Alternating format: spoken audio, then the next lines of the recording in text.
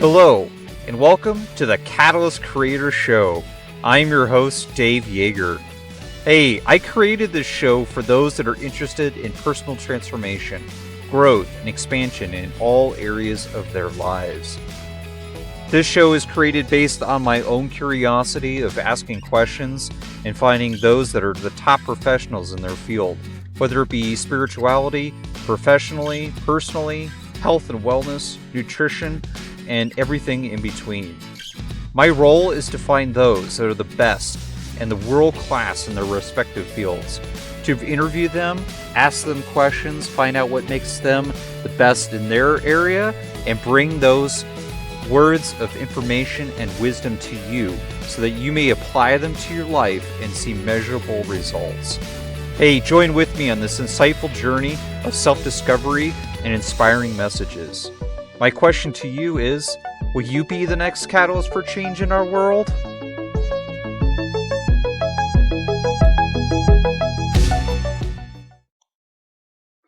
All right. Well, welcome to the Catalyst Creators Podcast Show. This is episode number 1. And today I've got a very special guest for you. Her name is Rebecca Shaw. She has been fundamental in helping me with my own personal growth and development over the last year or so.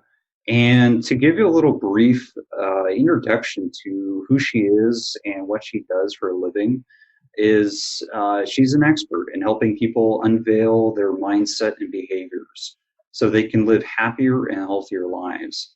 She's been a personal development expert and clinical hypnotherapist since 1996. She has performed over 50,000 hours of one-on-one sessions and group workshops, where she has taught clients mental strategies for a variety of topics, including sports performance, natural weight loss, smoking cessation, and anxiety. And when I say that, trust me, she's done a lot more than that. That's just a brief overview. But she works and owns the Charleston Hypnosis Center in Charleston, Virginia, if I'm correct in saying that. Charleston, South Carolina. South Carolina, there we go. There's a few Charlestons here on the East Coast, so. Just a few. I should ask you, so that's my bad. I should have looked that up beforehand, but very good. Well, Rebecca, welcome to the show, and thank you so much for being on. I'm really excited to have you on, and again, I want to thank you for all the help and time you spent with me in the past with working with my own personal issues, and I really wanted to set the stage for this show because it's really geared toward those that are seeking that deeper level of life transformation. And there's so many people out there, but I'm seeking the best in their respective fields. And you've been paramount in my own life, so I want to thank you for that. Thank you, Dave, and I want to honor you because we all have challenges. We all have areas in our lives where we feel stuck or we want to improve, but not everyone takes action to actually resolve those inner challenges, much less talk about them openly. So I really respect that you're somebody who's willing to say, hey, I had these challenges and I worked through them, versus just we want to have this facade of just being perfect for everyone. So no one's perfect, and I really have come to respect the people the most who are willing to acknowledge that they've got those challenges and then dive into them and work through them. Well, thank you. I know it's definitely a humbling process. Especially over this last month or so, I've really been struggling and working through different issues. But that's the biggest thing, is that we're all on this plane together as humanity, as a whole. And it's not, obviously there are people that are farther ahead and farther behind, but it's bringing that group consciousness into the larger picture, and how can we all help each other. And I just really want to bring that wisdom and information and life transformation to those that really are seeking that, because I really feel that as a whole right now, the whole of humanity is kind of seeking that deeper wisdom and information and insight so that they can grow, because my goodness, our world definitely needs it right now. Yeah. I I meditate quite a bit, and I have for years, and I'll get certain insights. And one I started getting with my clients is what you heal within yourself is your gift to the world. So like you're talking about raising the consciousness of humanity, and if we each work on where we're stuck or where we can elevate our own consciousness, then collectively we're doing that. Yeah, that's beautiful. I love that. It's all one another helping each other. Mm-hmm. I think that's amazing. Yeah. So let's dive in. I'm curious, as well as the audience, I'm sure. But as far as your background on yourself and your work, can you share with me a little bit about how you got started, current work, and kind of just talk me through it? Yeah, sure. And it speaks to what I just said. So I've been a clinical hypnotherapist for about 25 years. How I started with it is I had moved to Southern California when I was about 25. And at the time, I had a great job. I was actually an engineer and software engineer. And I was having bouts of depression, even though I had this perfect, on the surface, perfect idyllic life, living in Newport Beach. I had my little convertible that I drove, and I lived a half block from the beach. I had a great paying job, but I was still having these bouts of depression, and I had been through a lot of traditional talk therapy. My father was an alcoholic. He's deceased now. And I had been through family counseling and, one-on-one counseling and counseling at the university, at the college. And so when I got there, I was like, oh, I don't want to do talk therapy anymore. There's got to be something different. And Southern California was the alternative health sort of hotbed back there. Then in the 90s, I'd come from DC, which was very conservative. And so I said, I'm going to try this other modality. And I went, and probably within, I would say, about a half dozen sessions, I had this major breakthrough. And I just amazingly cleared my depression. And I was actually told by the head of psychiatry at my university that I was stuck with depression. It was biological. I was going to need to take meds for life. So then when I had this breakthrough, I'm like, wow, this is amazing. I want to do this for other people. So I quit software engineering, environmental engineering, and went into this work to help other people. And it was born out of my own journey, for sure. So, wow, that's amazing. Whereabouts in Southern California? In Orange County. I was living in Newport Beach. I opened my first practice in Irvine, which is there. Very interesting. Yeah, that's interesting. You had that breakthrough. What was kind of that pivotal moment that you had that breakthrough?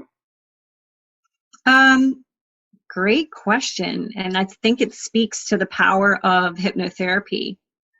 I told the woman that I had depression, and it probably went back to my dad and certain things that he did because he was the alcoholic. And then I remember probably the second session we dove into sort of the deeper techniques of what hypnotherapy has to offer. And I'm all of a sudden in a hypnotic trance remembering a memory that had to do with some turmoil with my mother.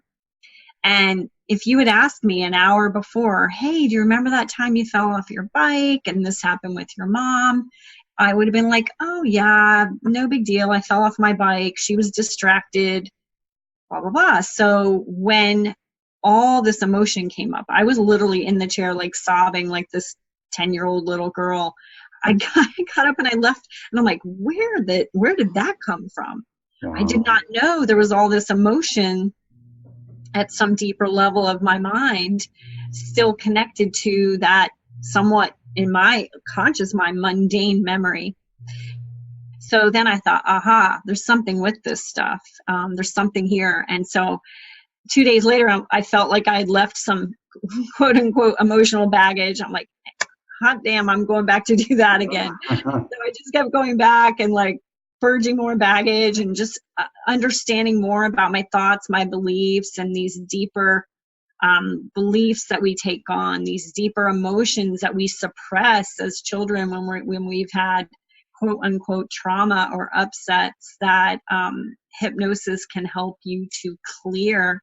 So I don't say it's a replacement for mental health work or talk therapy, but I think it's like a complement. So talk therapy is great, but if you're feeling stuck, like something is still there that you just can't get to, or something's still not moving you forward, hypnosis is an amazing complement to really get at those deeper beliefs and patterns that are oftentimes unconscious that we need to heal. Wow. Yeah, it's interesting you bring up the whole aspect of trauma, because I've been doing some work recently in the last few days about that, because I feel like for my own life to get to that next level, it's either a past life or a current, something in this lifetime as a kid that I had a trauma that has been detrimental to me and my own success. And one of the biggest things that I've kind of brought to the surface is my own aspect of joy, that I'm suppressing that, and I'm not bringing that to my own personal power. So yeah, that's fascinating. Well, I think you've made a really interesting comment there that might be helpful to people is, yes, we will, as children, sometimes learn as a pattern to suppress joy depending on the feedback we get from our parents. They might be parents that need a lot of things to be in control, so they want you to suppress joy, or who knows what, but you could have been taught to suppress that. But you mentioned it might go back to this life or past life. Oftentimes, interestingly, what I've discovered is that it will go back to both. So it's like your soul has this pattern of something that's happened in past lives, and then it chooses to have an incident in this life to spark the problem again, to spark the pattern again, because now here's another opportunity to clear it. Wow. Yeah, that's interesting. There's a book that I'm reading right now called The Anatomy of the Spirit, if you're familiar with it. Carolyn Mice, I think is Oh, her yeah. last name. She talks about like healing of the chakras and how that's like fundamental for bringing up a lot of past issues so that you can start to integrate and be a more balanced and whole person. Yeah. Yeah, to me, the chakras, which are, if people don't know about that, they're the different energy centers in the body that's Eastern religions talk about. And basically, I look at them as hard drives in your mind, body, spirit. And those hard drives hold memories, and those memories guide us in what to think about things, how to behave in certain situations. It'll hold old, trauma, and those hard drives need to be cleared sometimes. So hypnosis is one way to do it, but yeah. Interesting. Sounds like I need to book another session with you here at some time. You know where to find me. Yes, definitely. What are some of the things that you failed at in your life, and what have those taught you? What does that reset your trajectory on with those particular instances? Yeah. Well, it's interesting because where I am now in life, I honestly look at nothing as a failure for me. And I also am a big advocate for teaching that to my clients and my kids, is that there's no such thing as failure. There's only learning experiences. But with that said, I think what might be interesting to share is that I just went through divorce in the past year, and a lot of people think of that as a failure. Your marriage wasn't successful if it didn't last. But I don't look at it that way. My ex and I are very amicable, first of all. We had a marriage for 20 years. We had We have two great kids together. We learned a lot of lessons along the way by being married. So in some people's mind, that could be labeled as a failure, but I don't look at it that way. So that would be one thing. The other thing is when people come to see me and they're working on something, let's say they come to lose weight, and we work on getting them changing their food habits, and they come back and they go, oh, Rebecca, it didn't work. The hypnosis failed. And I'm like, no, wait a minute. Not really. It just might mean we need another step. And typically with people, for example, if hypnosis doesn't work to help them embrace a new behavior or a new mindset, it really just means there's something inside where there's some resistance to embracing that new way of being. So what that means is they've got some disharmony. They've got some inner conflict. And so one like really simplistic example, even more than weight loss, would be like smoking. So someone comes and I hypnotize them to quit smoking.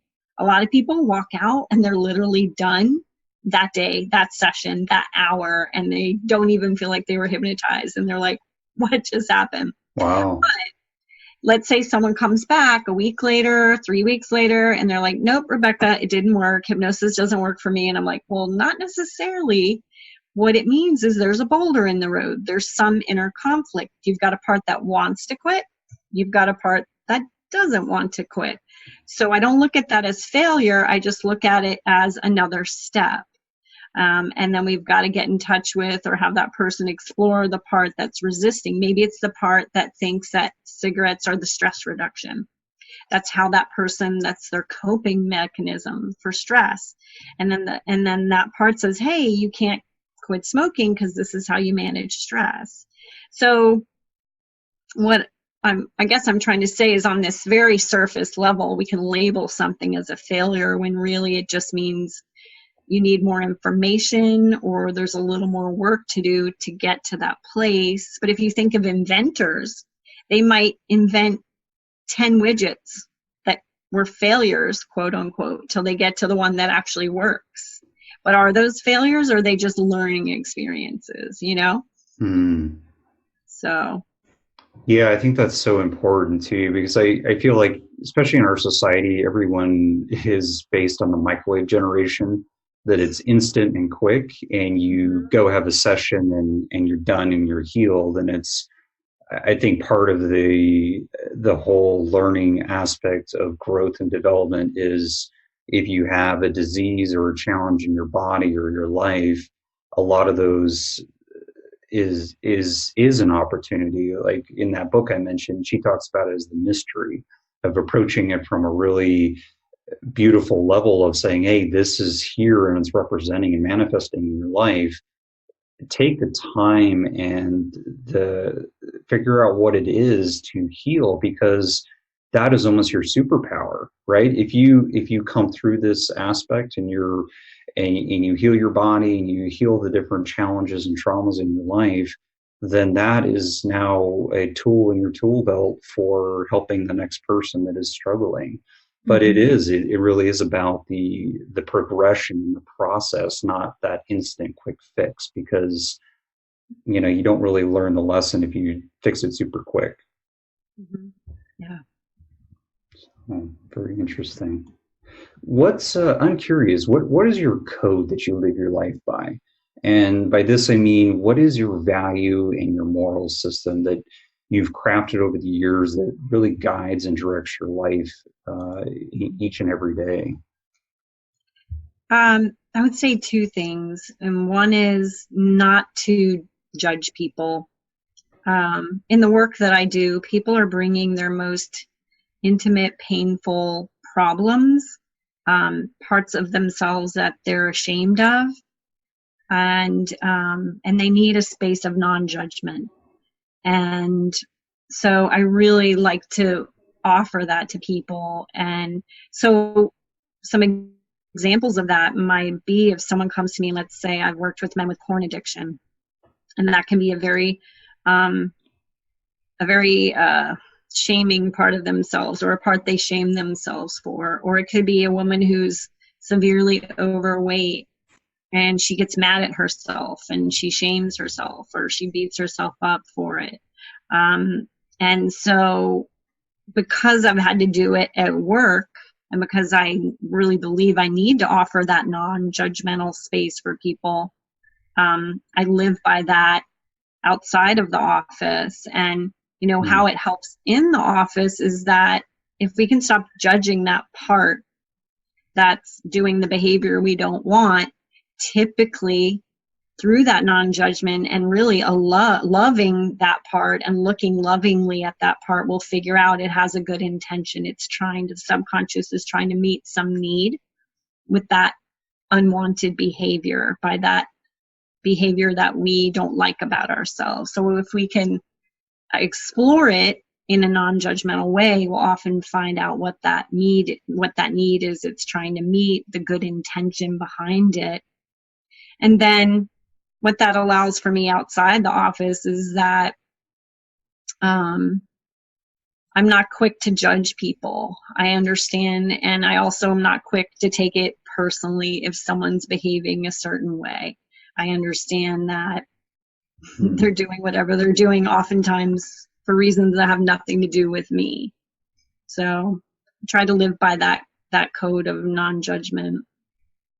Yeah, I think that's super important, just to see everyone, you know, see the God in everyone else, right? Because you never know what another person is struggling with. So it's really about figuring that out. So the other thing I would say with that is, you know, people talk about duality in life, things being either good or bad, right? And I believe we're in a time in our consciousness and humanity where we're really being urged to move beyond the duality thinking of something is good or bad, a person is good or bad. And that's a real challenge, because in social media, in the news, it's like you read about someone doing something bad and all of a sudden that's a bad person. And I know from my own journey, having a father who was an alcoholic, this is my sort of like dumbed down, maybe ninth grader perspective on people, but they're bar graphs. Okay. So my father was an amazing environmentalist. He spent his whole career, his life, wanting to protect our natural resources, our environment. So maybe he's like a 10 on that bar of his life. But as far as taking care of his own health, he was a heavy drinker. So he's like, you know, this big. And there's no judgment about that. It's just that, you know, different people have areas of their life. And there's certain movies that have been out there that really have tried to portray this. One from years ago was called Crash. And an amazing movie. The script with that, and it shows this police officer who's racist. I think Sean Penn plays the character, and then as the movie progresses, you see him lovingly taking care of a father who's, I think, got Alzheimer's or dementia. So you see the fullness of this character. He's not all good, he's not all bad, and I think that's a really healthy way to look at life and people. Interesting. Yeah, there's something I've heard in the past, that it's like going back to the judgment of another person, is that if you're judging that person by whatever standard, socioeconomic, what have you, that at some point down the road in this lifetime or future lifetimes, you will be faced with that same aspect of being down and out or having those issues. So it's so important to see the God in another person, and to really, see the fullness, and see how can we help another person to move beyond those different areas in their lives that they're struggling with. Interesting. So in your line of work, what are some of the myths or misconceptions to your practice? Oh gosh, these are the fun things. Okay, so I do hypnotherapy. I also do coaching. You and I did coaching together. I also do guided imagery and neurolinguistic programming. But when it comes to hypnosis, there's definitely some myths. People think that they're going to be knocked out, asleep, lose control when they get the hypnosis. And so that's one of the myths. That's really, I've had that myth before. yeah. Yeah, I mean, it's just common, and it's the way that movies portray it. And another funny story about this is, people will come in and they'll say, "Oh, well, you're not going to make me like bark like a dog, are you? Or cluck like a chicken?" And I joke, and I'm like, well, only if your spouse pays me extra for that. Seriously, just a couple weeks ago, I had these two ladies come to quit smoking, and I was working with a client. The client left, they walked in, and the one woman said, I'm really nervous about this. I'm anxious. I almost left. They were sitting in the waiting room, and I said, well, what happened? And she said, I heard this dog barking down the hall. And I thought, like, oh my God, she's making someone bark like a dog. And then she literally followed the sound, and I'm in an executive suite, and she found the dog, the real life dog that my neighbor here, an attorney, brings her dog to work every day. And that was so hilarious. Like she really had this doe-eyed, like scared look. So I will not make you bark like a dog or cluck like a chicken. That's good. That's good. That is pretty funny though. Mm-hmm. That is funny. All right. Yeah. When people ask about stage hypnosis too, is it real? Is that real? And it is actually. If you've ever noticed, if you ever gone to a show, they'll start with, the stage hypnotist will start with 10 people, maybe more, before the show actually officially begins, and they're kind of testing people to see who's suggestible, who's not, and then typically, as the show progresses, there's about 3 or 4 people that the hypnotist is working with, because they can see that those people are really suggestible. And so it's real, but if you're working with a hypnotherapist, we are bound by the same ethics and confidentiality and all of that mental health professionals, licensed mental health professionals are. So we kind of try to distance ourselves, but that is a common question that people get concerned about. Yeah, that makes sense, because I think it's something that, like, again, like I mentioned, like I always thought you were, what's the movie, that famous, The Office movie, where the guy goes in and he's like, Office Space. Office Space, yes. I love that movie. It's so funny. That the visit to the hypnotherapist is basically sparks the whole plot. Yep.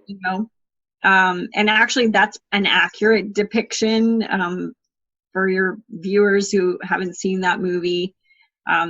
This guy is really just not motivated at work, and his girlfriend wants him to be more motivated. So they go to the hypnotherapist for him to get motivated. And the hypnotherapist is hypnotizing him. And all of a sudden you see the hypnotherapist start doing this, and basically he has a heart attack and he keels over right after he's told the main character, you don't have a care in the world, nothing bothers you, you're just so relaxed. And then the whole movie spins off now where he goes back to work and he could care less what anybody thinks. He goes in late if he doesn't feel like going to work, and then he ends up being the star employee. Yep. So it's a great movie. I love that movie. And the red stapler. Mm-hmm. Yeah, you'll have to watch that. We won't kill the we won't spoil that one. Yeah. Mm-hmm. Absolutely, go see it if you haven't seen it. Mm-hmm.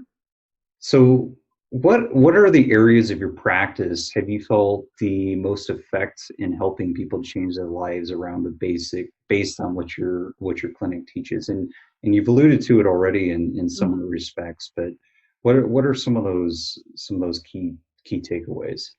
Yeah. Well, I want to thank you for having this platform to share these things today, because quite a few of the things that I work with people on are really problems that people feel they are severely stuck with. And so I'm just going to say the first one, the obvious one, is smoking cessation. So a lot of people have tried over and over to quit. They've tried to go cold turkey. They've tried, Chantix and other things, and they go back to the cigarettes again and again. And I've been helping people quit smoking for 25 years. I've used hypnosis on thousands of smokers to help them quit. And honestly, my program is just so rock solid. I offer a flat fee for unlimited sessions for up to 1 year, because typically people quit in 1 to 3 sessions with me. And what I'd really like for people to know about that is that how hypnosis can help is with the mental habit of smoking, which I don't know if all smokers would say that's their issue, but everyone who comes to me, that's what they say. It's the mental habit that they struggle with. And literally that's true, because the makers of Nicorette gum, GlaxoSmithKline, they say that if you smoke less than 2 packs a day, it is the mental habit. That's the stronger perpetuation of it than the actual nicotine addiction.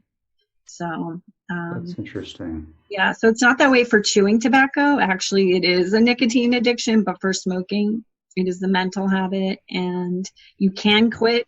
I've helped thousands of people quit.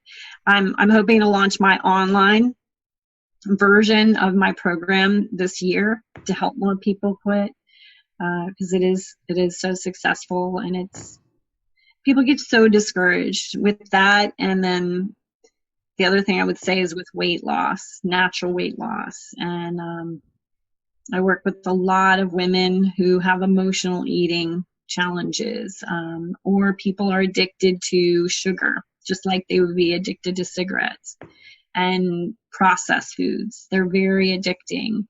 And so people get on this diet binge cycle, or the yo-yo diet, where they diet, they shed the weight, and then it comes back.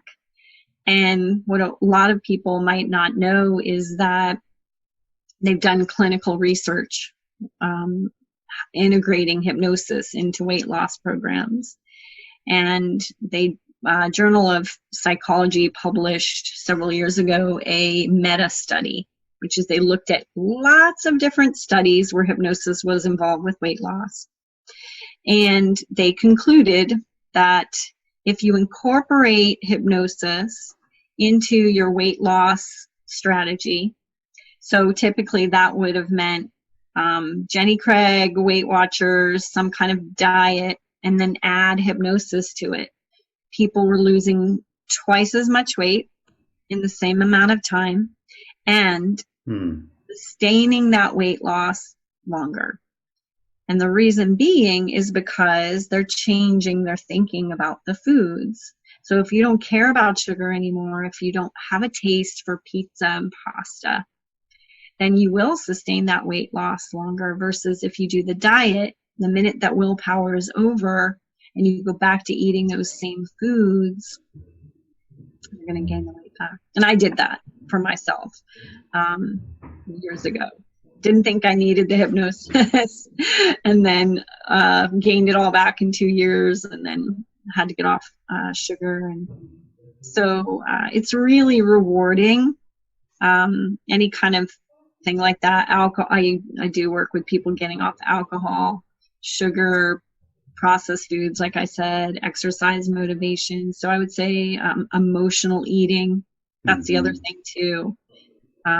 So if your subconscious mind believes that food is your comfort, your reward, your food hug at the end of the day, and then you go on a diet, then the subconscious believes you've taken away the coping, the reward, and it will push you back. After that diet is over, you'll go back to that, unless you can use something like hypnosis and separate out. So what I do with my clients is food and your coping. So it's fantastic for emotional eating, which is a huge, huge problem for a lot of people. And it's why they get so discouraged with dieting, is because they don't have a strategy or a program to address the emotional eating, which should be addressed first. And then the diet, the changing in the food habits will be very easy and very quick to change if you identify the emotional needs and those unconscious connections to food, and it can make weight loss last. Interesting. Yeah, I think you hit on a key point there is the mental aspect, because I'll be honest, I've struggled in the last 2 years just because, well, some of the things we've worked with, but just my emotional state. I've almost resorted to food as my coping mechanism. And though I'm not like overweight, I process the food very quick.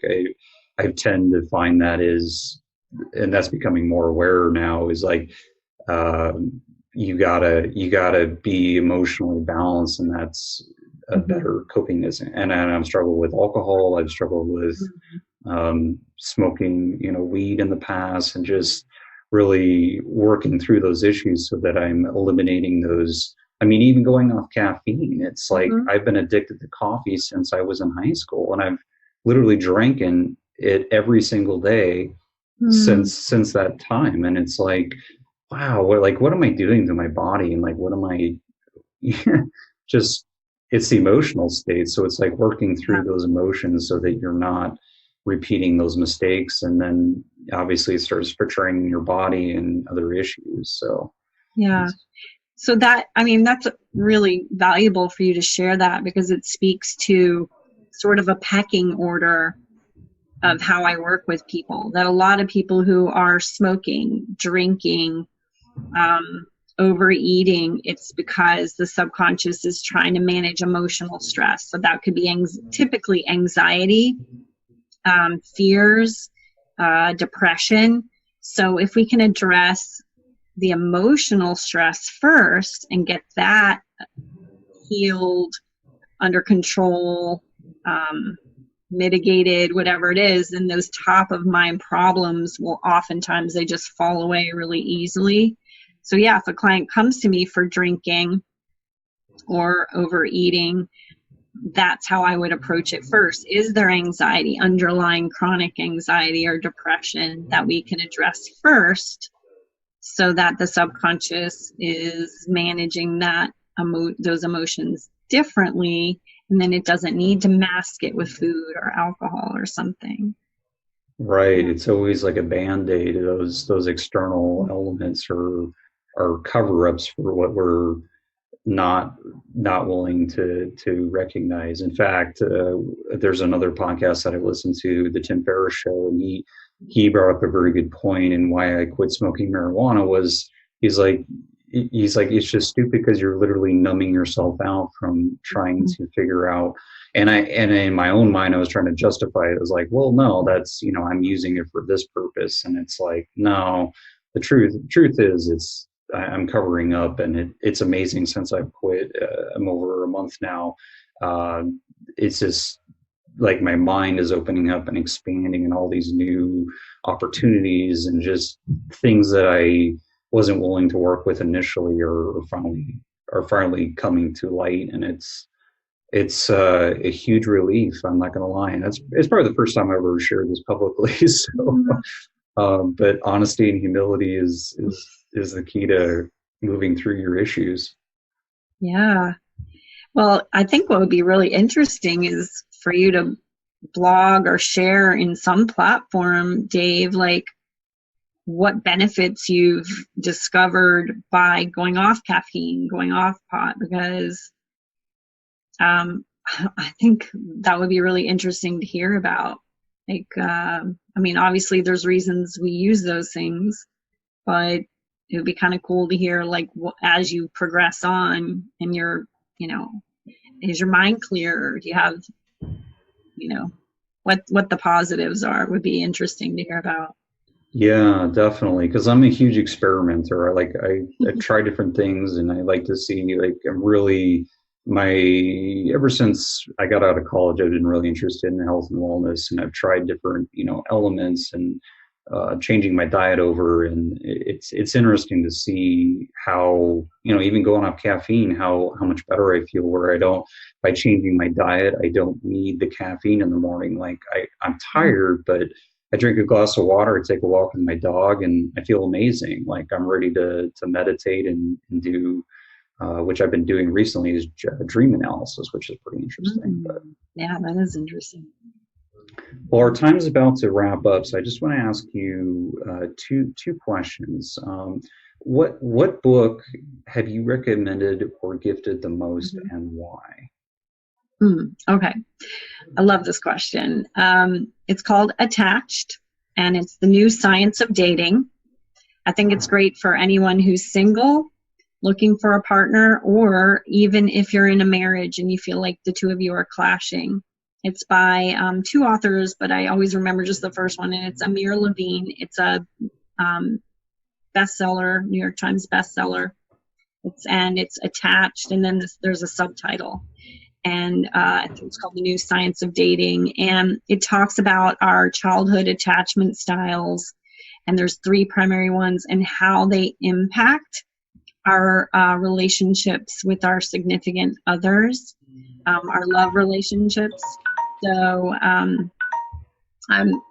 that was a huge, when I left my marriage, I decided I wanted to be a different person when I went into my next relationship. And actually a client recommended it to me, and I've been recommending it to many of my clients who are single and married, and everyone just seems to love it.